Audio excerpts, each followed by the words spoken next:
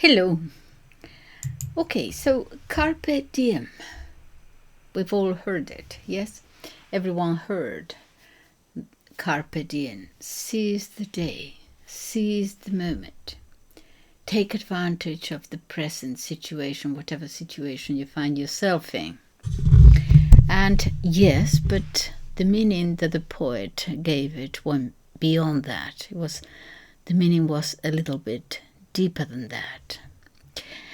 The word carpe means harvest the fruit, reap or pluck, like you pluck a fruit from a tree, take it, eat it, enjoy it. Pluck rather than grab. The poem is written by the 1st century BC, Horace, Horace, and I must add it's written in a rather seductive tone, an attempt to persuade but seduce a girl. This seduction bit is not always carried over successfully in the English translations. He's writing to a young girl, Leucone, who's young, beautiful, who wastes her time actually figuring out Babylonian oracles. In other words, numbers, numerology, the equivalent of our horoscope, I suppose, about what life would bring. Nonsense, says the poet. Why are you wasting your time on that? Look at you, young, beautiful, fresh beauty, not yet jaded. And you're looking at numbers to tell you your future? Youth, beauty does not last. What are you doing wasting your freshness? Stop it. Here is part of the poem. Don't ask what end the gods have given you or me, Leucone. And don't resort to exotic numerology. Whatever the future brings, bear it, whatever it will be. Whether Jove has granted many winters or this is our last, look at the sea eroding rocks, be wise. Pour the wine. Prune back that long, faraway hope. Prune it back to brief duration. As we speak, jealous time is gone.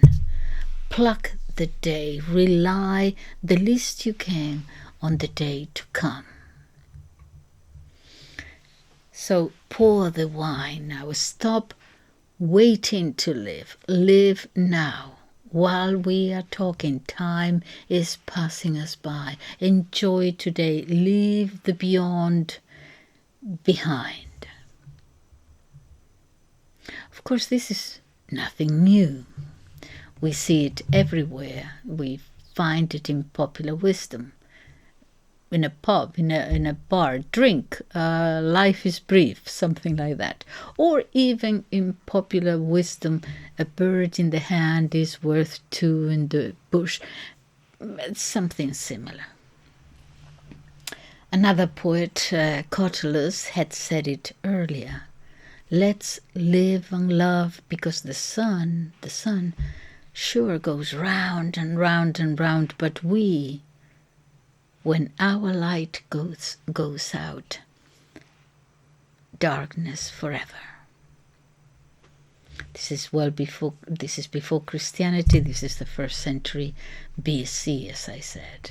So this is a universal theme. The Persian poet of the 12th century, also Omar Khayyam, is the author of a wonderful book, Rubaiyat. And you see the Eastern philosophy coming through here, but he's saying the same thing. Forget the day. It will abandon you. Don't worry about tomorrow. It's yet to come. Disdain what has been and what will be. See the instant influence here. Disdain what has been.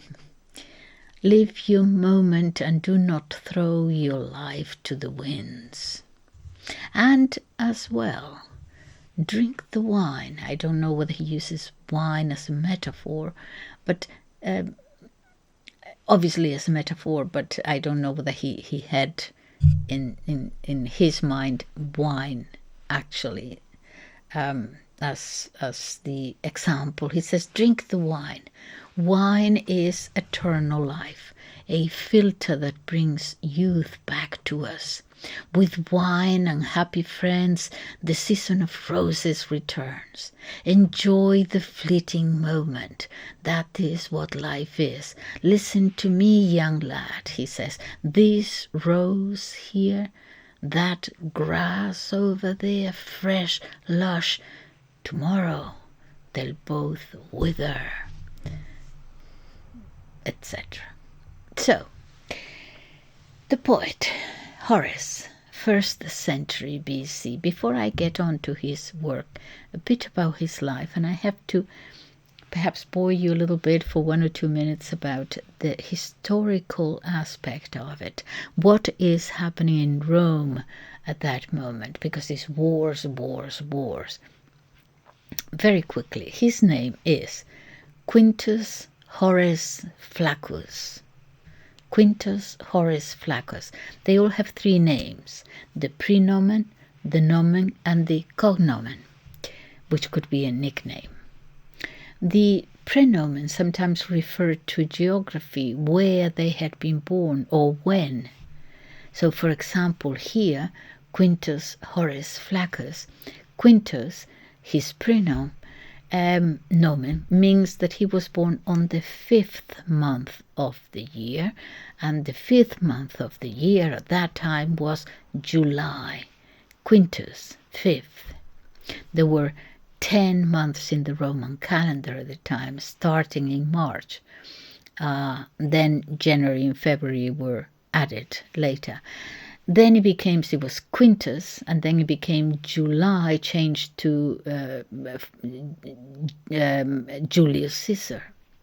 And the month of August was called the sextile, in other words, the 6th, change afterwards to August for the Emperor Augustus. But somehow we kept September the 7th and October the 8th and November the 9th and so on. Okay, so he was born on the 8th of December in the year 65 before Christ, died in the year 7 before Christ, author of 4 books, the Epodes, the Satires, the Odes, and the Epistles. He is in ranking after Virgil, but some people say, well, the second was Ovid, and perhaps Horace was the third. Some people disagree. Horace could be very well the second. In any case, he's there in the first 3. Timeless breach, like the other 2. But in this case, I find this interesting because of what is happening in Rome, among other things. He walks along 2 paths, and these at the same time. Needless to say, he speaks of things, eternal things, common to all mankind, then and now and forever. That is what a classical author is. They reach a depth that never ages. It's never outdated, and will always be understood, whatever the age. But I said that he walked 2 paths because while being this for all of humanity, a poet for all time, he also represents a duality of another kind. He speaks of himself, him as an individual, about his personal concerns and the worries in his own personal life, his private life. That's one way. But also as a member of society, the society he lives in, the society he inhabits, of which he is a member. So we see his private and his public persona. And sometimes they don't go hand in hand. Sometimes they're contradictory. His own private personal search for pleasure, and at the same time about the public life of virtue. This is before Christianity, so it's not a moral thing. It's educating the civic society, honor, and so on. So the virtue that society must hold, the culture, how society, around what moral principles society should be organized. And he speaks in different ways. So you read it and you say, well, here is a hypocrite, really. Yes, but no. I mean, not necessarily. He takes us to that crossroads. We all have these crossroads to be live by for ourselves, and at the same time be a member of society, a member of the society we live in, our culture, our country, something beyond ourselves. And sometimes both of them, they don't come together, they don't match. And it's not necessarily that we're all hypocrites. In many cases it's simply that they go one against the other, and we have to choose sometimes. And we can see this in him. He is, at any rate, sincere enough to let us see his contradictions. And there are many. Human, all too human, right? He's a bit younger than Virgil, who will become his best friend and who actually introduces him to Maecenas. Now Maecenas, yes, no less, the one, the only, the richest man in the world. He was a personal friend of Maecenas, yes he was. With Maecenas he shares that hedonistic view of life. Perhaps hedonistic is too strong. Epicurean, perhaps. Hedonistic goes well beyond the Epicurean vision of life, the search for pleasure, have a good time. Horace is both. He's a moralist and a bon vivant. He's Epicurean and he is at the same time Stoic. At the same time. So you can see both directions, both paths. He was born in the Italian city of Venosa today. Venusia then, 12,000 population in the Potenza province, in the Basilicata region. Where is that? If you look at the map, just there before you get to the heel of the boot, he comes from the south of Italy. Small in stature, a bit plump, overweight, not an Adonis by any means, he says that himself. His childhood and adolescence is lived in the context of continual war. So here's where I'm going to give you a little bit of the historical aspect of it. It won't be long. 2 years after his birth, in the year 63, the aborted conspiracy of Catiline took place. In the year 60, it's before Christ, so we're coming down in the years. Yeah, the year 60, the triumvirate of Caesar, Pompey, and Crassus. A year later, in 59, Caesar gets the governorship of Gaul for 5 years, which in the year 55 will be extended for another 5, and that is when he writes about the conquest of Gaul. And shortly after, disagreements, rivalry between Caesar and Pompey give rise to a civil war. This is the background in which Horace lives. Continual war.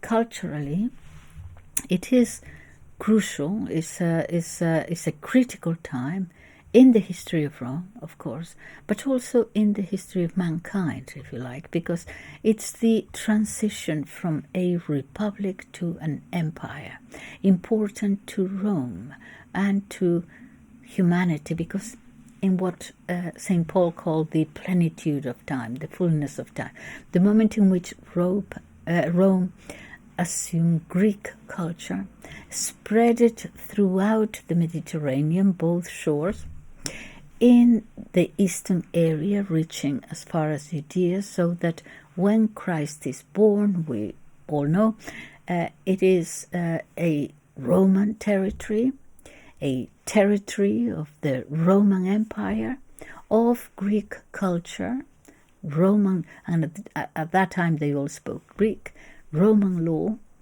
the context in which Christianity was born, the Greco-Roman world. Some people sometimes only think of the Old Testament and the Middle East, but that is where the religion originated, but the culture is very much the Greco-Roman world. Some people forget that. Now, a panoramic view of his life by looking at the people who influence him the most.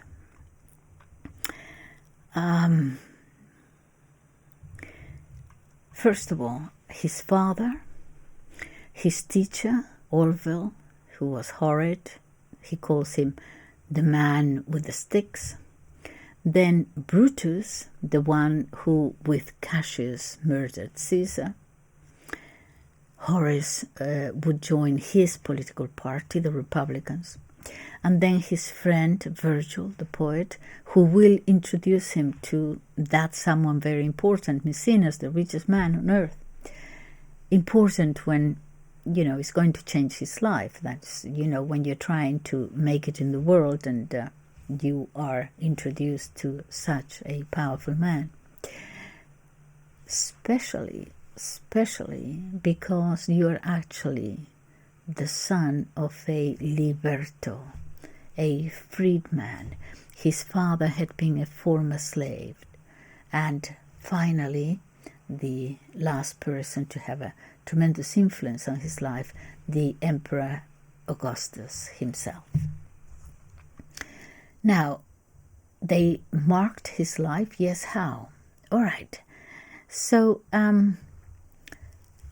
he loved his father. He was so grateful to him throughout his works. The love and respect for his father is obvious, has an ode to him. Praises him all the time.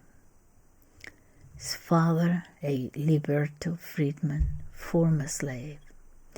He was freed and became an auctioneer or a collector of the monies at the auction.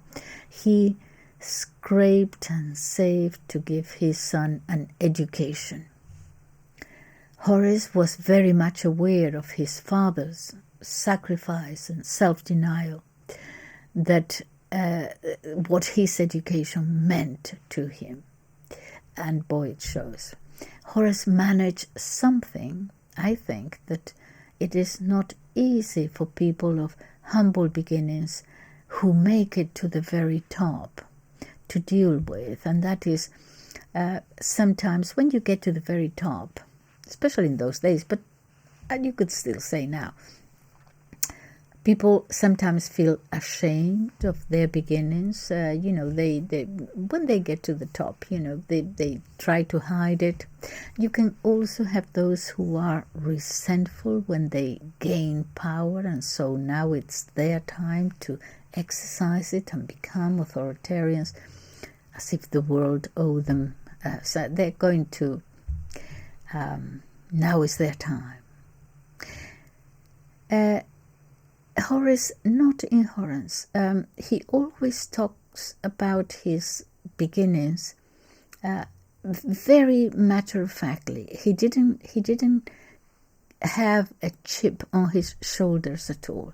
He told Maecenas, the rich guy, he told him the same day they met. He was asked who he was and his family, and he said, "Well, I'm the son of a liberto, of a freedman." So, if you don't like it or have something against it or don't want me to stay in your shadow, but it's fine with me. He was very clear about that. And he always made it clear when finally he made it to the very top, up there with the emperor, became really good friends, made it very clear what his father had been, because he really felt very proud of what his father had accomplished. And in fact, he's going to use this fact to argue about that relationship between civic virtue and education. Instead of virtue, civic virtue and blood or lineage or heritage, which is how public virtue had always been understood. It was the aristocracy, the ones who led and displayed, had the duty to display honor and virtue. The plebs didn't have that responsibility. It was the aristocracy that had to set the example, behavior, manners, and what a good citizen is like. Horace had a different idea. He believes that virtue and good citizenship is for everyone and should come about through education. Here is a text about his father and the good education he received thanks to his efforts. And it is in Book 1, Satire 6. He says, "And if no one can accuse me in fairness of greed or meanness or debauchery, if in truth in my own praise I live purely, innocently, loved by my friends, it's due to my father who, though poor on poor land, wouldn't send me to Flavius's school." More about Flavius' school, it's the local school. Later, wouldn't send me to Flavius' school where fine lads, the sons of fine centurions, went with their tablets and satchel hanging from their left shoulders, carrying their 8 coins as fee on the ides of each month. But instead, he bravely whisked his son off to Rome to be taught the skills senator or knight would expect to be taught his son. And if anyone noticed my clothes and attendance, a big city scene, he'd have thought the expenses were being met from ancestral wealth. But of course they were not, sacrifice from the father. He, the truest of guardians, toward all my teachers with me too. What can I say? He guarded my innocence, and that's virtue's prime ornament. He kept me free not only from shameful actions but slander as well. And he wasn't afraid someone might call him foolish if I'd only followed the trade of an auctioneer or collector of dues like himself. I'd not have complained. As it turns out, I owe him still greater praise and thanks. I'd be insane to be ashamed of such a father as mine. So I won't defend myself by saying, as many do, it's not their fault that they don't have well-known noble parents. What I say and think are quite otherwise.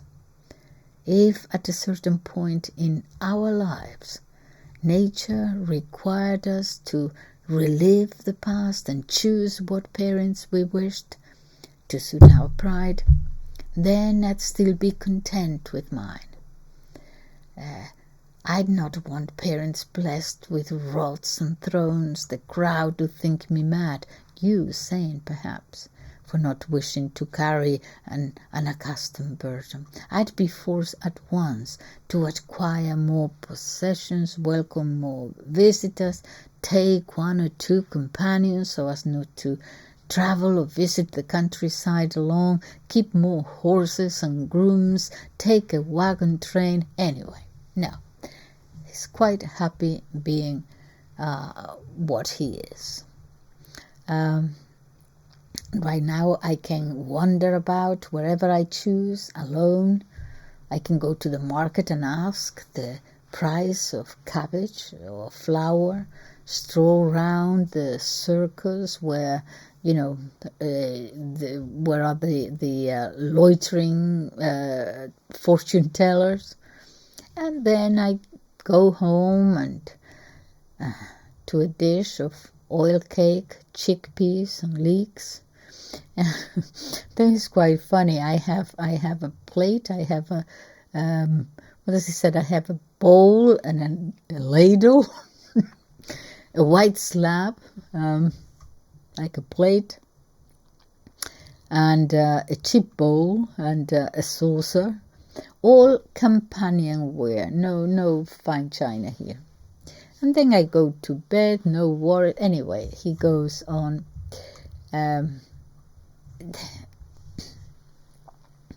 I'll never be ashamed of such a father as I had for as long as I keep my senses.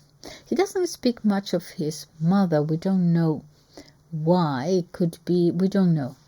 It could be that perhaps she died when he was very young, or perhaps some have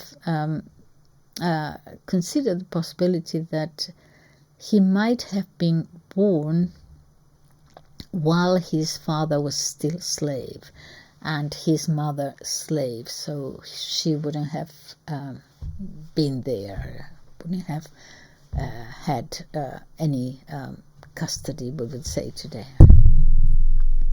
He does speak of a nurse he had. He calls her fabulosa. But it doesn't come from fabulous, awesome, wonderful. It's because she sounds like a very nice lady, very homely. She used to tell him fables. So probably obviously stories to him, tales. So fabulosa. He seems to have liked her a lot. Okay, so that is the first influence. The second influence, his teacher Orwell, the one with the sticks. Okay, his father had not wanted him to go to the official school in Venusia because the children there were all sons of centurions.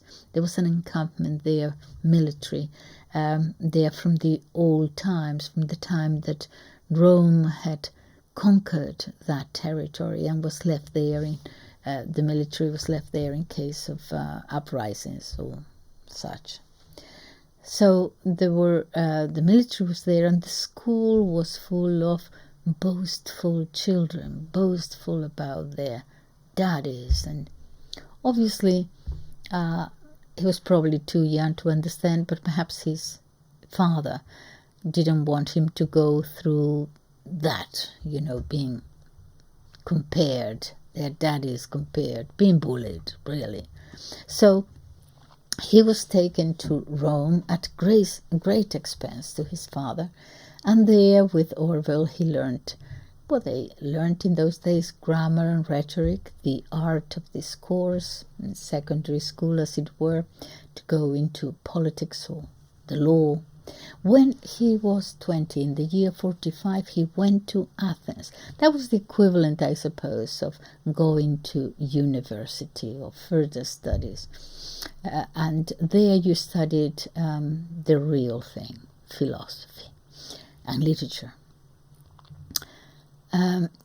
Of course, not everyone could do that, but his dad managed it, and he learned Greek as well as the ancient poets. He absolutely loved Greek culture, to the point that at this time he really feels that Greek culture is so much superior. Roman culture is certainly inferior, without a doubt, he feels. In the year 48, the great decisive victory of Caesar in Pharsalia. He then becomes dictator, and on the 15th of March, year 44, the Ides of March, Caesar is assassinated. The assassins, the killers, Brutus and Cassius, flee to Greece, and Brutus establishes himself there in Athens, created a sort of a political party, and gathered around him the young, idealistic, revolutionary youths, lovers of the Republic, intellectuals. Caesar's son Marcus was there too. Horace joins and took part in many uprisings and revolutionary activities. But he tells us, at one point he tells us that in the midst of one of those uprisings, he says, I threw away my shield.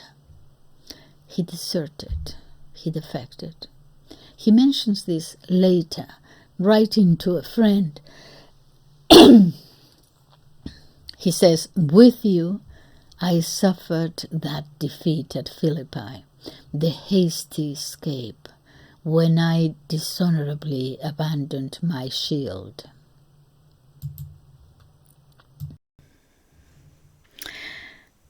Okay, so, but then, taking advantage of the amnesty that the triumvirate granted to the soldiers of the defeated faction, he goes back to Rome, and he found, however, that all his possessions had been taken away and given to the victorious soldiers. That's what they did. So he finds himself destitute, impoverished, looking for a way to earn a living, seeking a position, perhaps a scribe. And it is then that he also starts writing poetry. His epodes and satires are from this first period.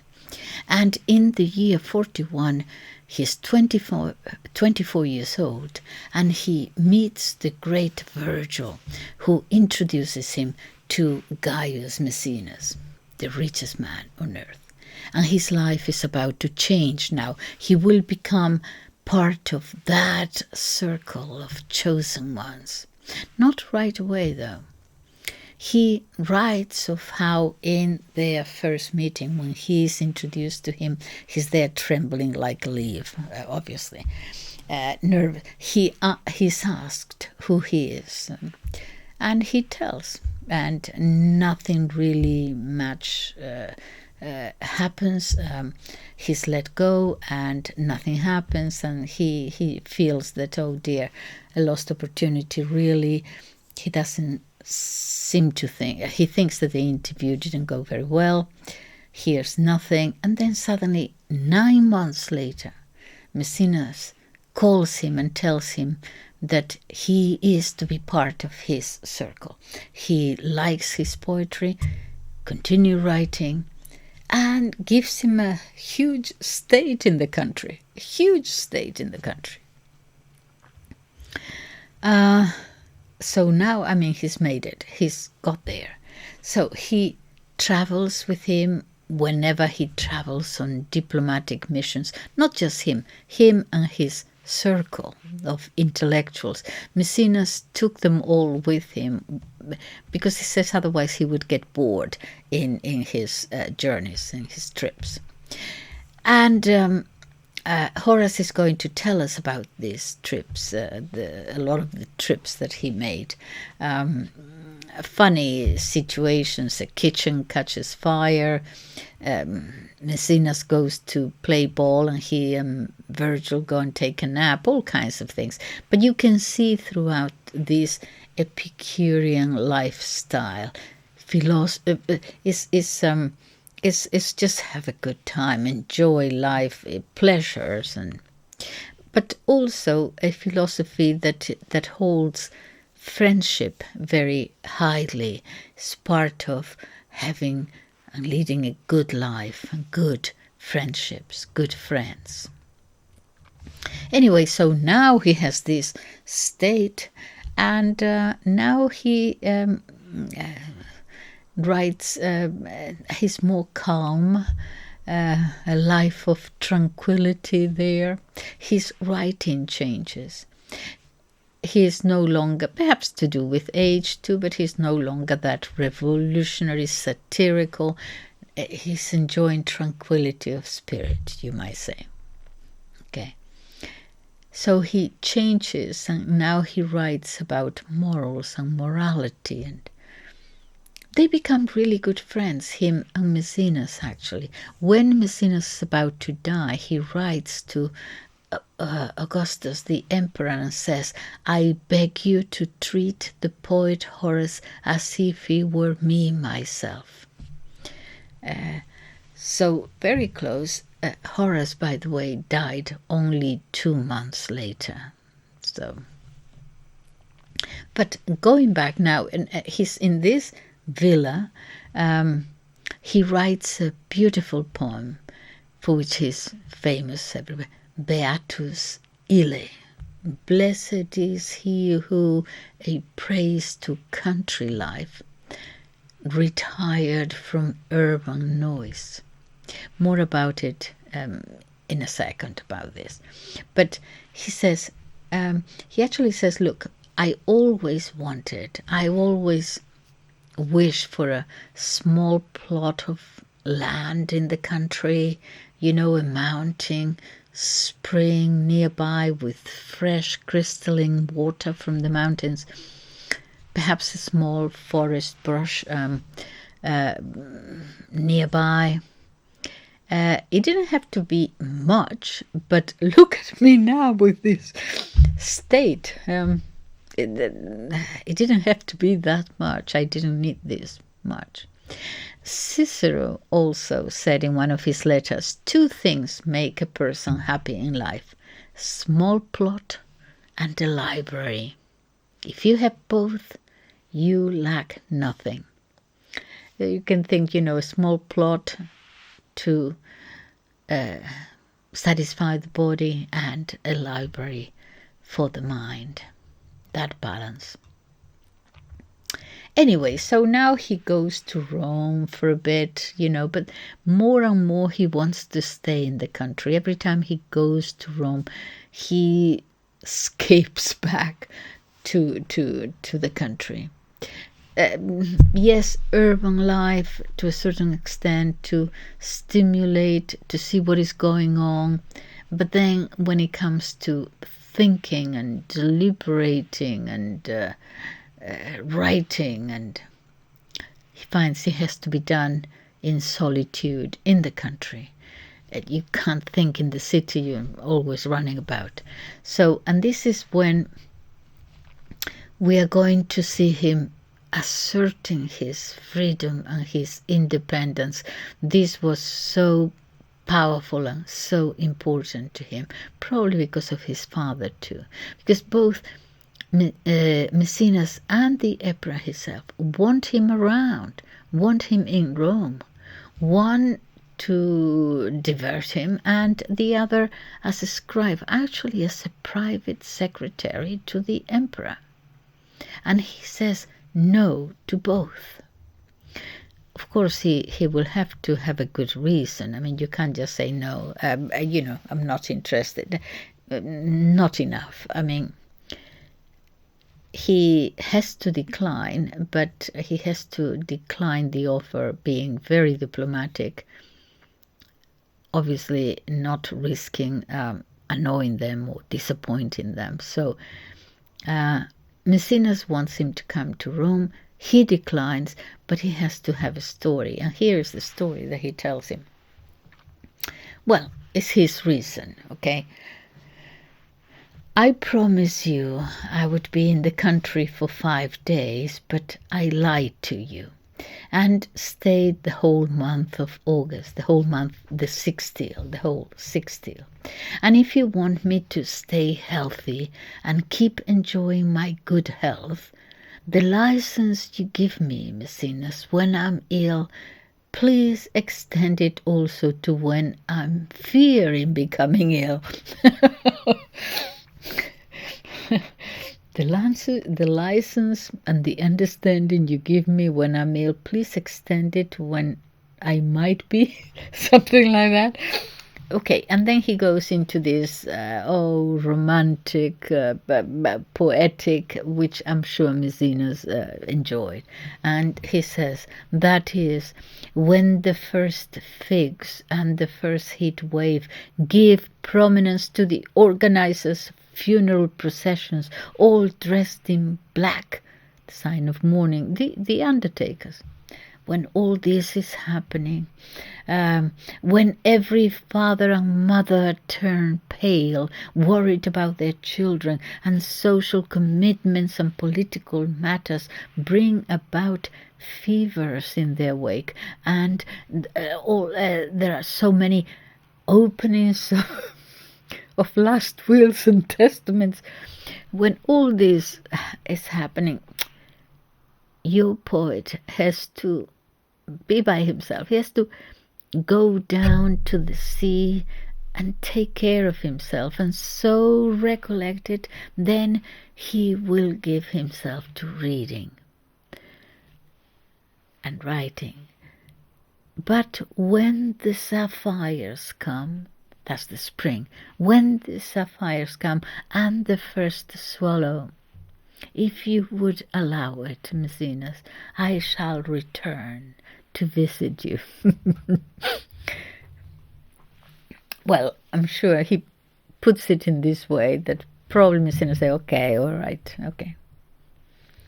In other words, let me stay here writing until spring, and then I'll go to Rome, all right? Or in other words, and more specifically, since you gave me this country state in order for me to write, let me write in peace and tranquility. And he's going to say this very cleverly.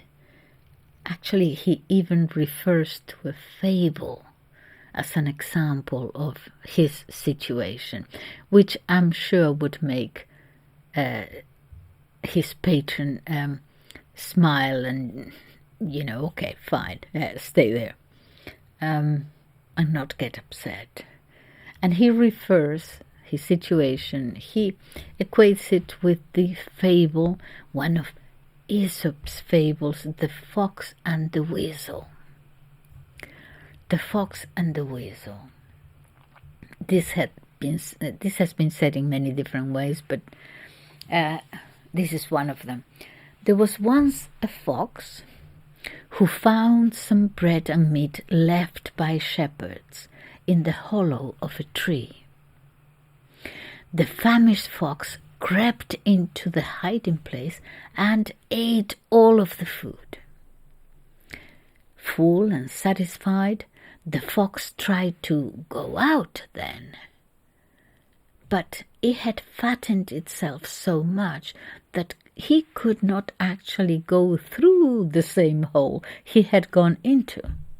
So he couldn't get out. He cried, and the weasel heard its cries, and after learning the fox's problem, the weasel advised it that he should wait until he became skinny enough again, as skinny as he was when he had gone in, and that is when he would be able to come out again of the the same hole. Not until then. That's the fable. So, what is Horace saying here? And he writes this way, he quotes this. Well, look, my dear and respected Messinas, you know I love you. But if the gifts that you showered me with were in fact to have me live in the city, or live with uneasiness at any rate, and pretty much at your beck and call, I appreciate them, but then I won't mind returning them to you. eternally grateful as I am, of course, but I would have to return them to you if you insist, because it's only then that I would be able to live the way I want to live. That is what that fable was about, puts him there. I looked up this poem. I don't know where I found this. I didn't, okay. Just to see what else they could tell us that I could pass on to you. About this epistle 1:7 to 1:13, the key themes and points in the message. He covers a lot of things, not just the little bit that I told you. But okay, so justification of absence. Horace begins by explaining to Maecenas why he hasn't returned to Rome, citing his health as a reason and suggesting that Maecenas, as a friend, would understand and accept this explanation.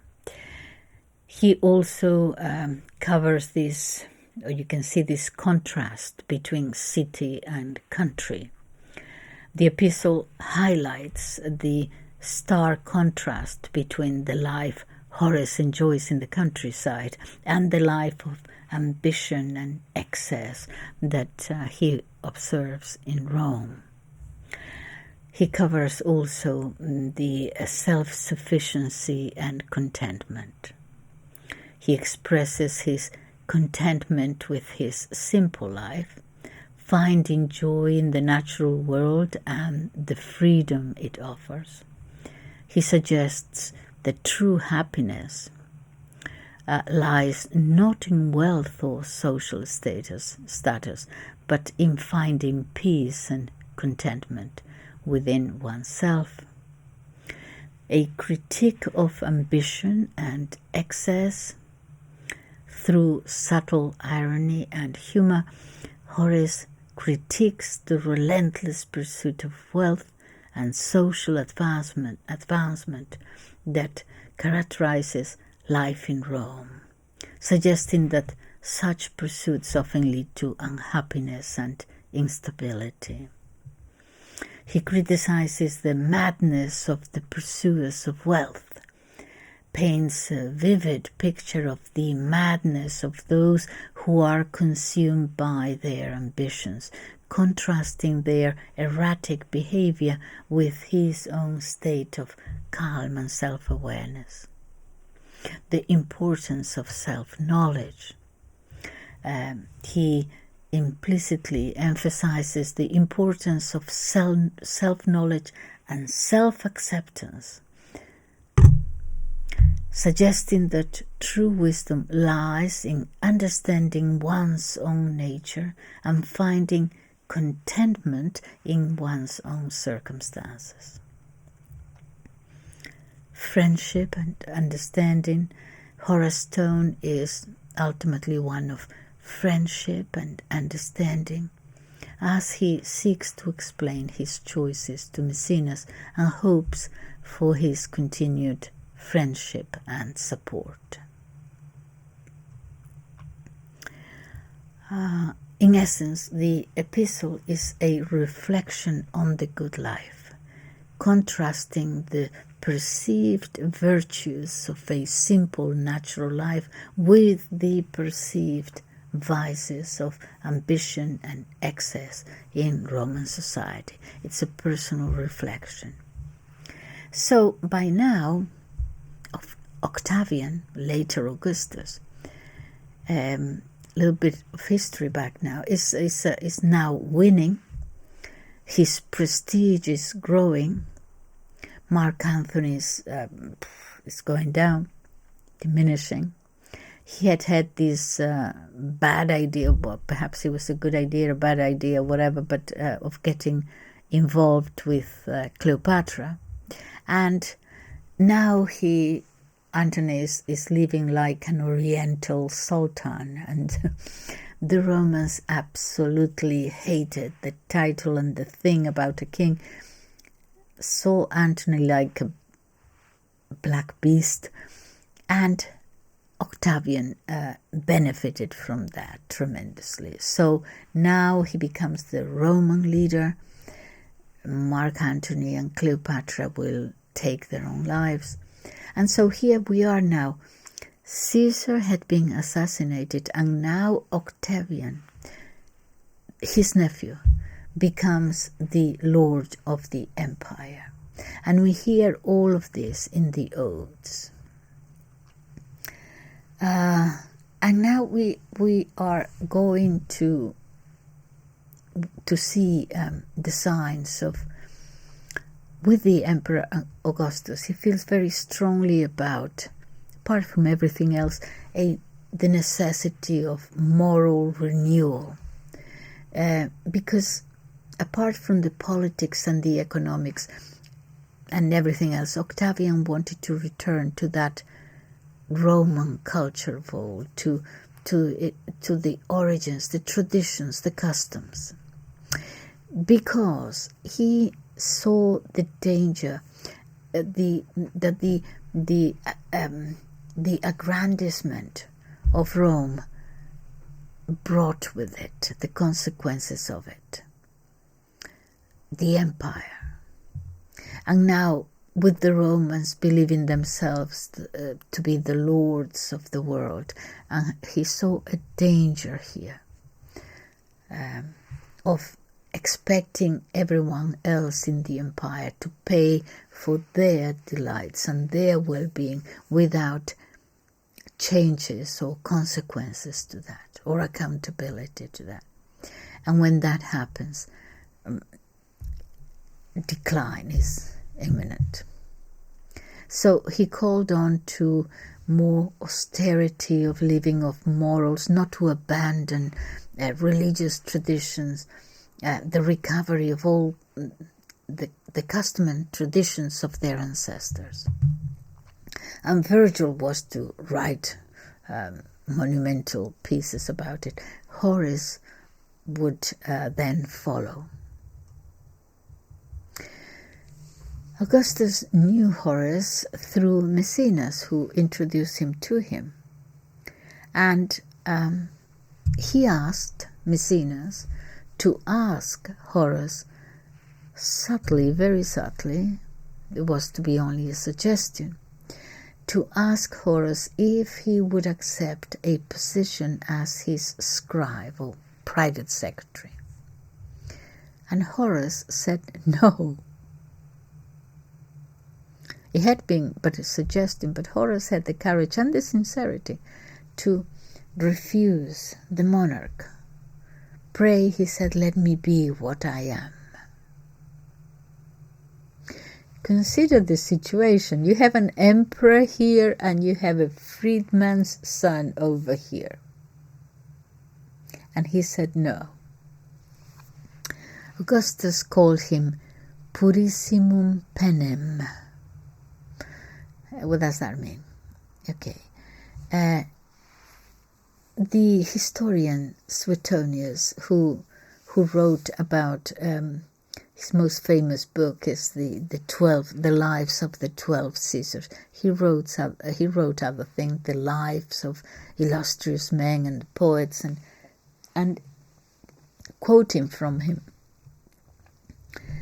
he says about this incident, he says, even when Horace declined, let me get I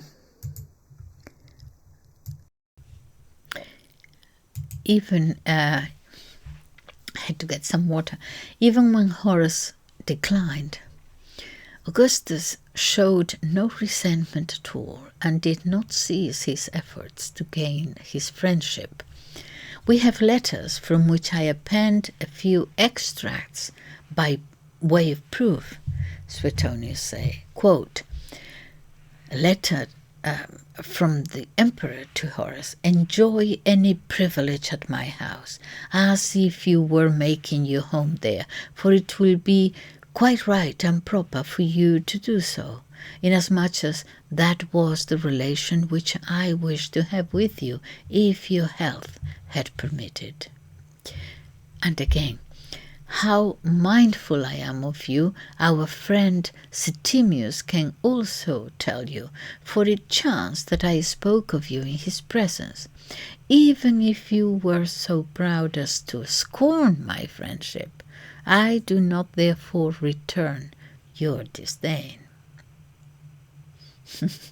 Besides this, and among other pleasantries, Suetonius continues, he often calls him a most immaculate libertine. Purissimus penem. A most immaculate libertine and a charming little man. And he made him well-to-do, Suetonius adds, he made him well-to-do by more than one act of generosity. As to his writings, Augustus rated them so high and was so convinced that they would be immortal, that he not only appointed him to write the secular hymn. This was a national anthem for the secular games. It normally goes by the title To Rome. That was one of the things. At one point he wrote to him, "You must know that I am not pleased with you, that in your numerous writings of this kind you do not talk with me, rather it must be you do not talk about me, rather about others." He asked the question, "Are you afraid that your reputation with posterity will suffer because it appears that you were my friend?"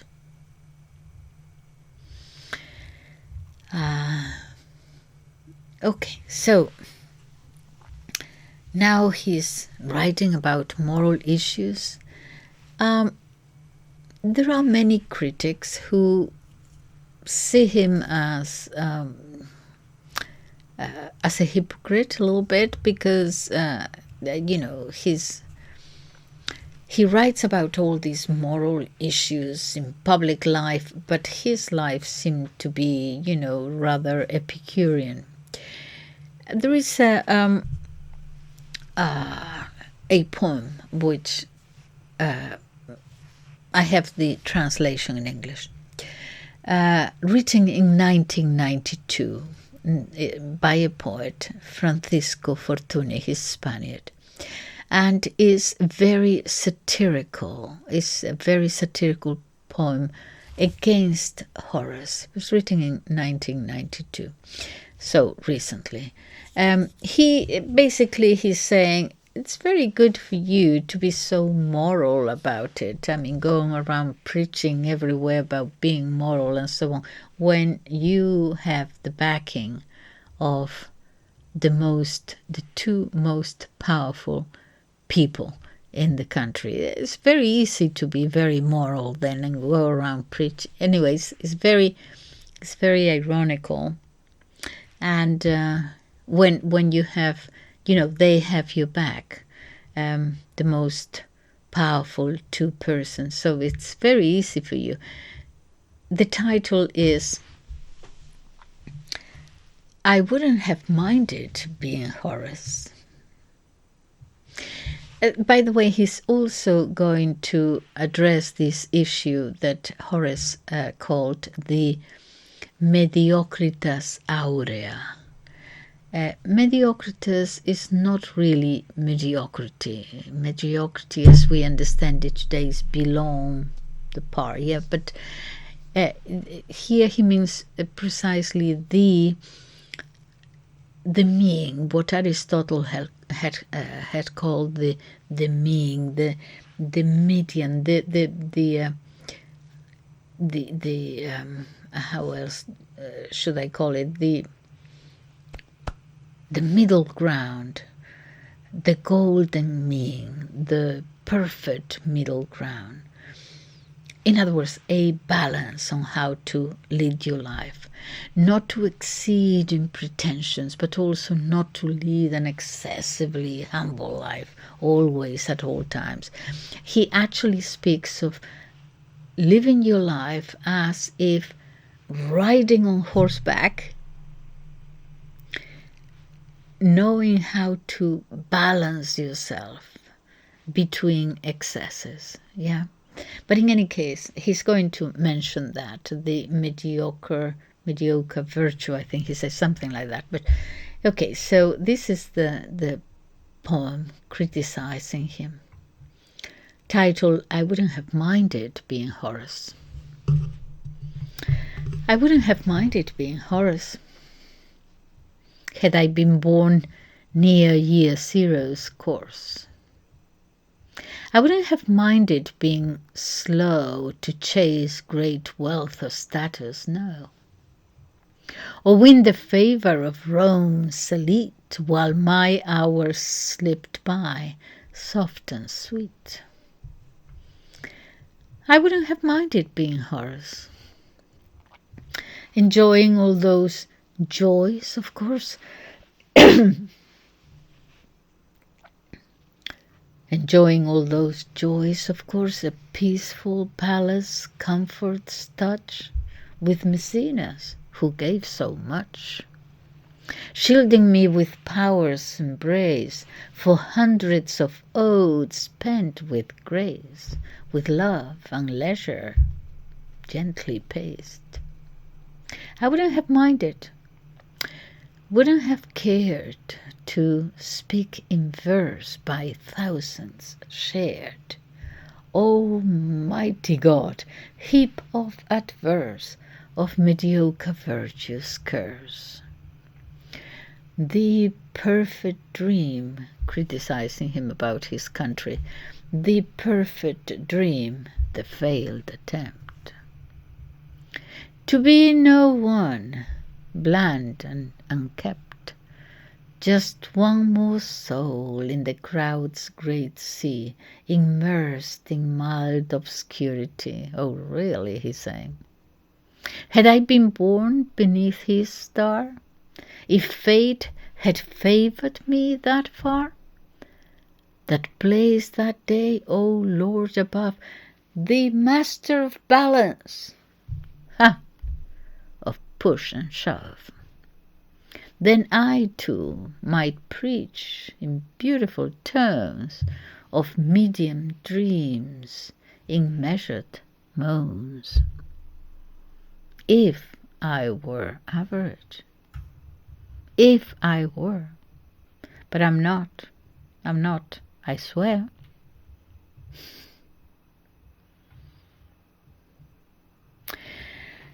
Yeah, this is quite a critique here of the poet, but this shows also what I said at the beginning about this dual path, these two directions. The poet does say sometimes he says, sometimes I find myself fun-loving and dive into the waves of political life, civic life, and others, I find myself as if a guardian, an inflexible vigilante of true virtue, how to live in community, how one should behave. And yet, sometimes secretly, I let myself be led by the teachings of Aristippus. Aristippus was the leader of the hedonist sect, pleasure above all. I find myself led by the teachings of Aristippus, trying to make things submit to me, everything submit to me, and willing to submit myself to anything. He writes about it, so at least he's, if he is a hypocrite, he is a sincere hypocrite. His person, there is a portrait of him. If it's him, I don't know. It probably is. At the Museum of Fine Arts in Boston. He's there holding a glass, drinking under the shade of a tree. He's bald, short, overweight. He says of himself, I'm rather plump, no prodigy of beauty. And he's writing to a friend and says, tell them, he's asking him about him, he says, tell them I was born in poverty and of a freed father. But I spread wings greater than those the nest had afforded me. So do take away blood and lineage, but then add merit in its stead. Tell them I was liked by most men in the city, both in peace and war. Small in stature, prematurely grey, a sun lover. I'm quick to anger, I'd admit, but also quick to come down back to calm. He was a man at a crossroads of two worlds,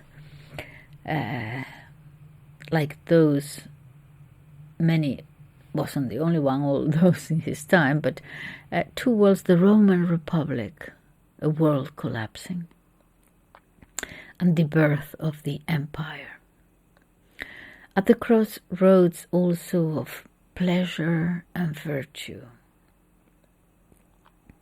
the Epicurean and the Stoic. Or perhaps he was on both paths at the same time. Now, about this ode to the countryside. It's Epode 2. It's called Beatus Ille. Blessed, happy he who... Yeah. This is very, very satirical criticism. It's actually almost an insult. The purpose is to attack, to say what's wrong with you, to lampoon someone, to call him a hypocrite. It is different from irony, more subtle irony. Irony goes sort of behind your back or to mock you or above your head and you don't get it. But no, he attacks openly, directly. So, Beatus Ille, happy who... Okay, so, happy the man who, far from strife and gain, like men of old, tills his ancestral land, with oxen of his own, from usury free. No call to arms disturbs his peaceful sleep, no trumpets blast, nor stormy seas he dreads. He shuns the court, the haughty gates of power. And he goes on. And you think, well, where is the satire? That's all. It's at the very end. It's a surprise at the very end. This is the very end. When Alpheus, the usurer, the moneylender, when Alpheus the usurer spoke thus, fired to live as farmer now, with hands unspoiled, he gathered all his coins on the Ides, and then he set out to lend again before the calends. Okay, in other words, what a hypocrite. Okay, let's try to understand this. People would have, this wouldn't be a mystery about what he meant in his time. Okay, so the poem mocks this ideal. He's putting in the mouth of a guy, a moneylender, a greedy usurer, Alpheus, his name. And he is the one talks and talks about the simplicity, the countryside and so on. But immediately, all that it sounds so nice, but immediately returns to his money lending. How do we know this? Because the ides is the middle of the month when he collects, and the calends is the first day of the first day of the month. So he collects on the 15th, as it were, and already he's lending for the first of the following month. Okay, so Alpheus calling in debts, the ides, and immediately planning new loans. Let me read it again to see if it makes more sense. Beautiful poem. Oh, how wonderful this is. In the country. And then, Bob, when Alpheus the usurer spoke thus, fired to leave as farmer now, with hands unspoiled, he gathered all his coins on the ides, and then set out to lend again before the calends. This would have been very clear. But in any case, the first part of the poem, which was written beautifully, he's a beautiful writer, I'm told, that was to influence so many poets and writers throughout the ages. I have one here from a priest, Fray Luis de Leon, from the Spanish Golden Age. He says, influenced by the first part. Yeah, he took away, he didn't want to know too much about the last part, but just influenced it. How restful is the life of one who flees the world's tumultuous noise and follows the hidden path trod without regret by the few wise who've walked this world before. His heart is not disturbed by power or the proud man's high state, nor does he stand in awe of ceilings richly wrought, held up by Jasper, Moorish architect. He does not care if fame proclaims his name with loud and noisy voice, nor does he seek to rise by tongues that falsely praise what truth, sincere and naked, rightly scorns. Very long poem he goes on, but anyway, influenced, so many of them influenced by by Horace. Okay, so let's move on. So now, what else did he write about? Oh, on love. He's rather funny, actually. He has a negative vision of love. He's very pessimistic. I don't know what happened to him, but in any case, yeah, waste of time. Okay, so a negative vision of love as something that robs us of calm, does not bring us happiness, and so, like Lucretius,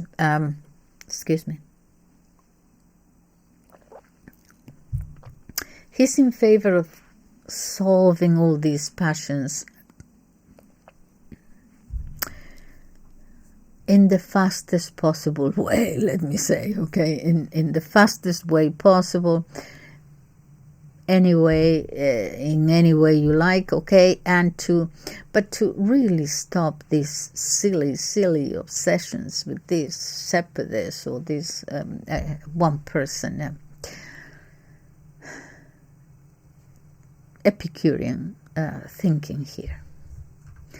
In one poem, which is beautiful actually, he's addressing a young girl with whom he had relations himself in the past, not anymore, and now the young lady is in love with a young man, has a new lover, and Horace asks her, who is that new lover you are with right now? Obviously, the poor soul is not aware what awaits him. This young lad probably thinks that you'll always be wonderful and sensitive, a good girl, accommodating, oh so accommodating. Ha! I know you, and I know you are like the sea.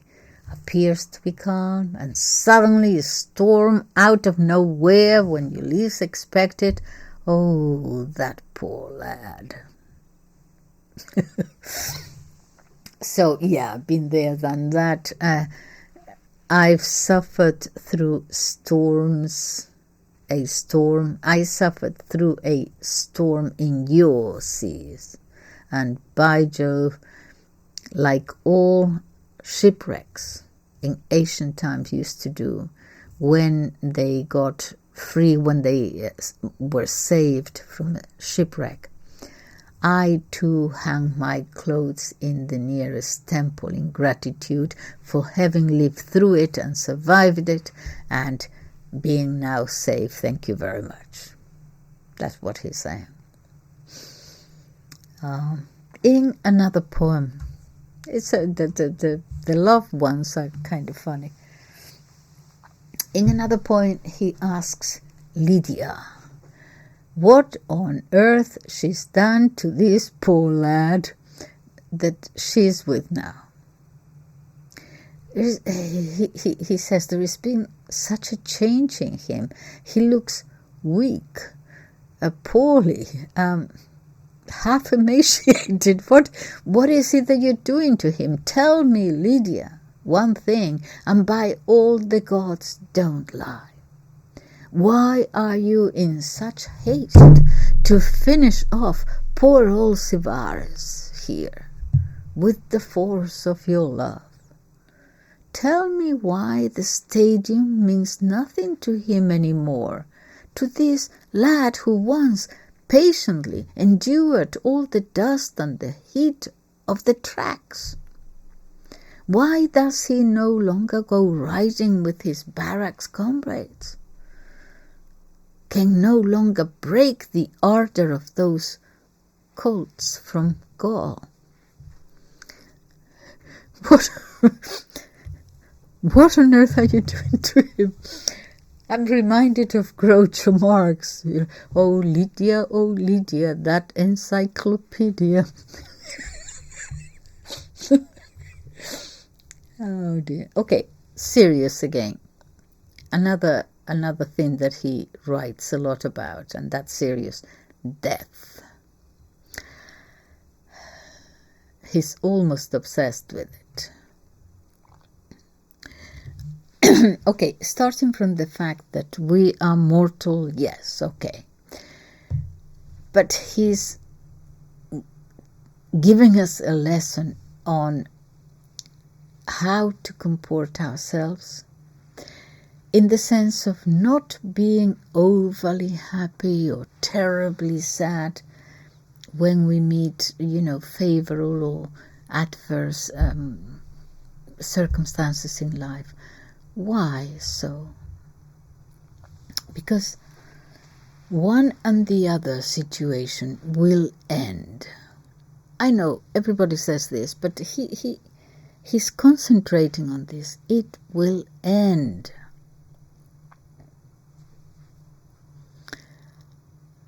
It's going to end, for sure. And he's right. 50 years, 70 years from now, none of us will be here.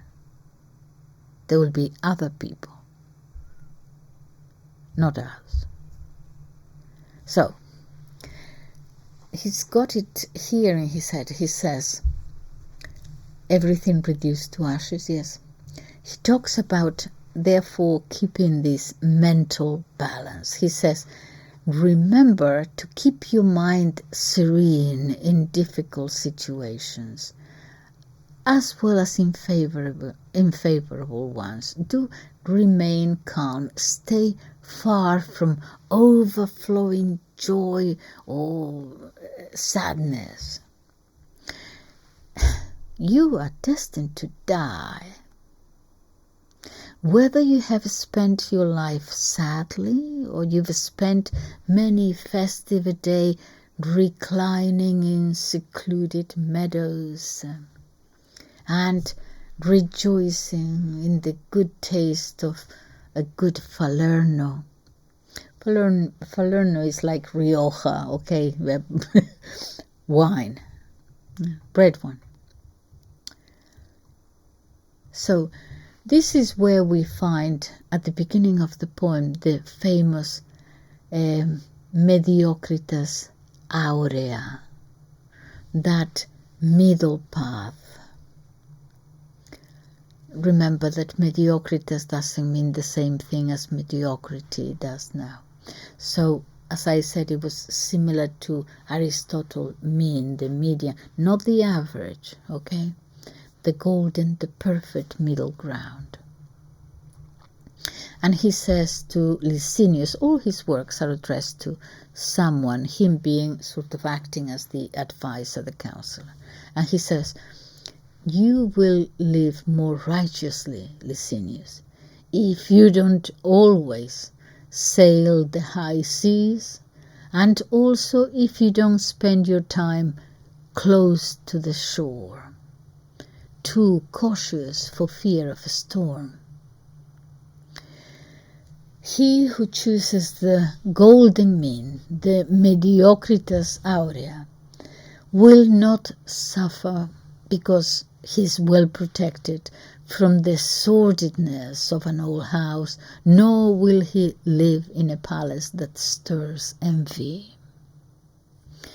In other words, not poor, but neither aspire to overflowing wealth.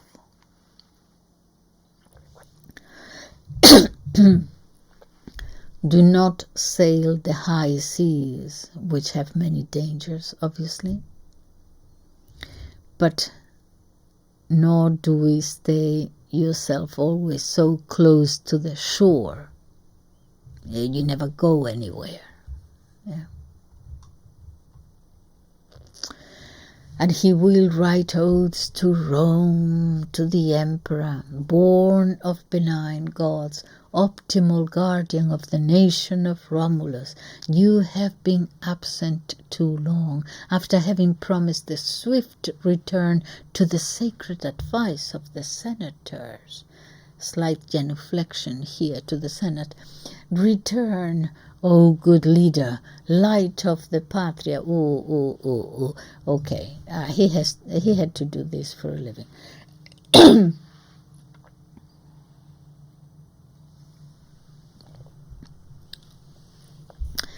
But remember, he who is writing in this way started as a republican in his youth, militant in the section of Caesar's assassins, Brutus and Cassius. And now we read his praises to Caesar's nephew, Augustus.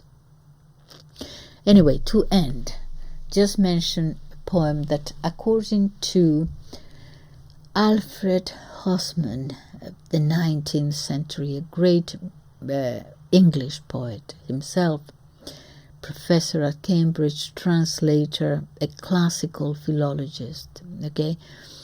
He said, 1850s, he said that this one is, the one I'm going to talk about very briefly, is the most beautiful poem of antiquity. Not everyone will agree, but that is how highly he thought of it.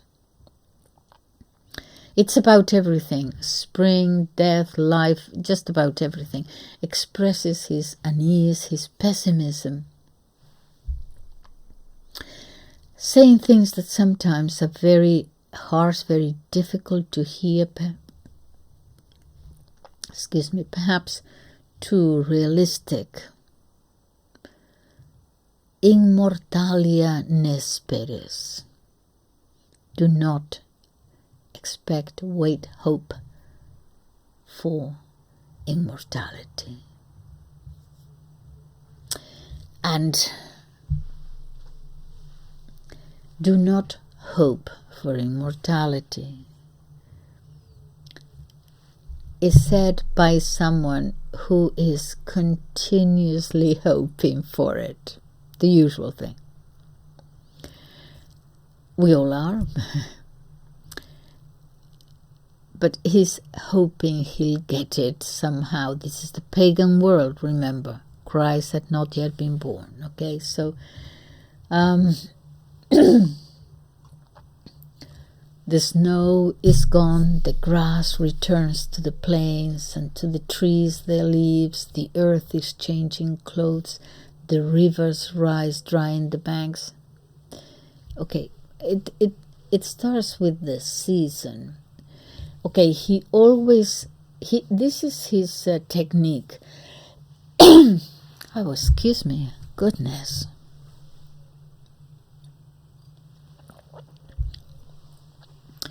His technique seems to be this. He always starts with something real. It could be an event. It could be an anecdote.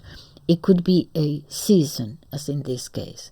Whatever it is something real, a very clear vision of reality.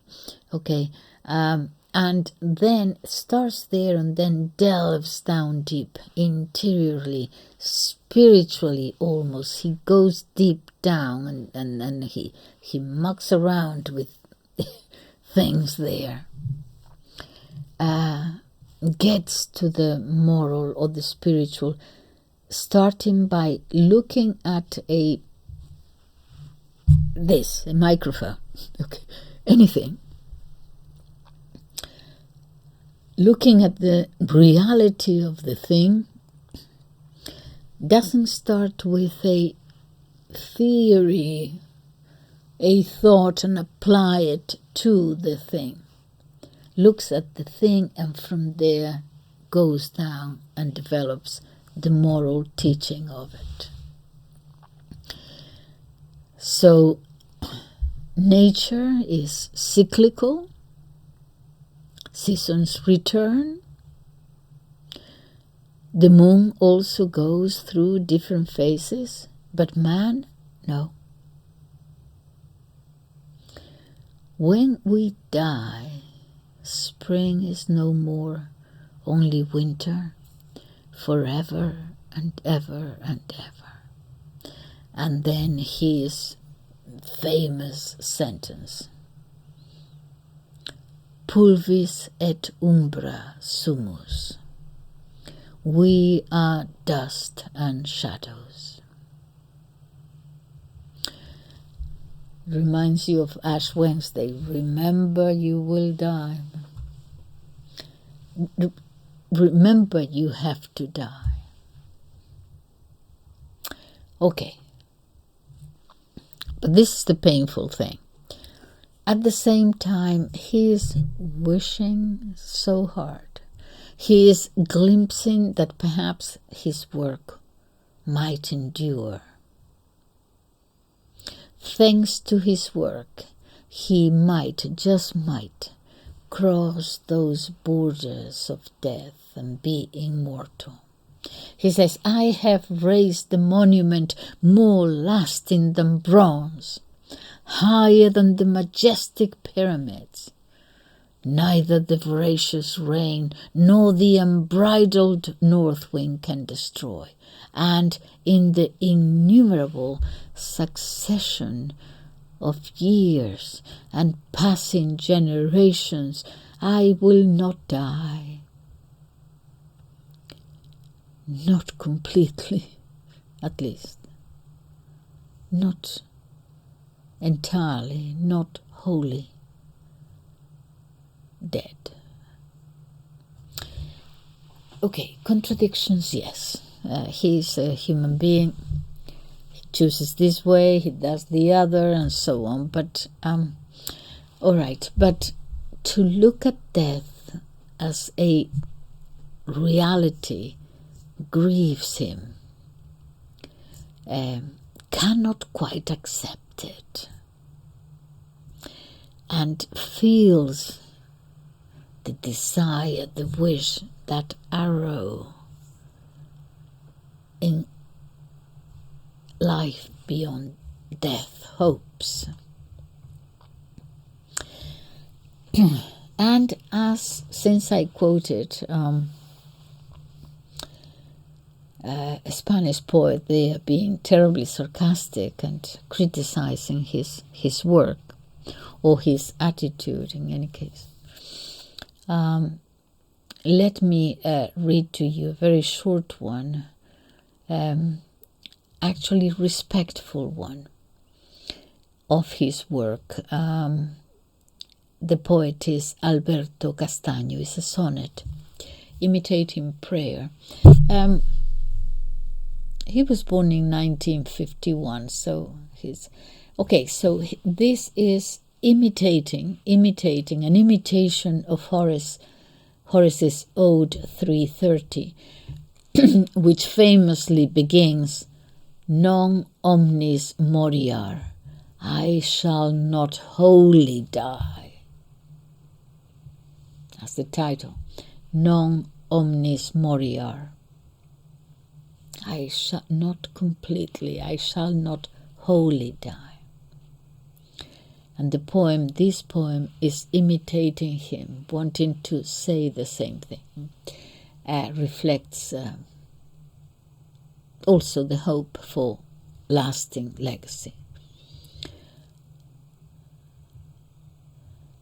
I've left behind my truest lines, my proof that saying things in different ways means more than merely changing truth, and so I say, in them my memory shall stay. So long as friendly eyes remain to read my verses as if new, and one true heart is still in tune to share with me discovery and weariness, surprise and hope's delay, I shall not wholly die. The best of me will live, a lasting sign that poetry may be perhaps the form most full of life. Yes, I gave my all each time I wrote, and if I said the same in ways anew, in my own voice, I shall not wholly die.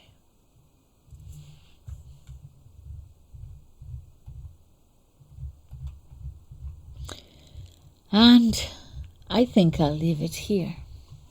That was an ode to Horace himself. Thank you very much for listening. Bye-bye.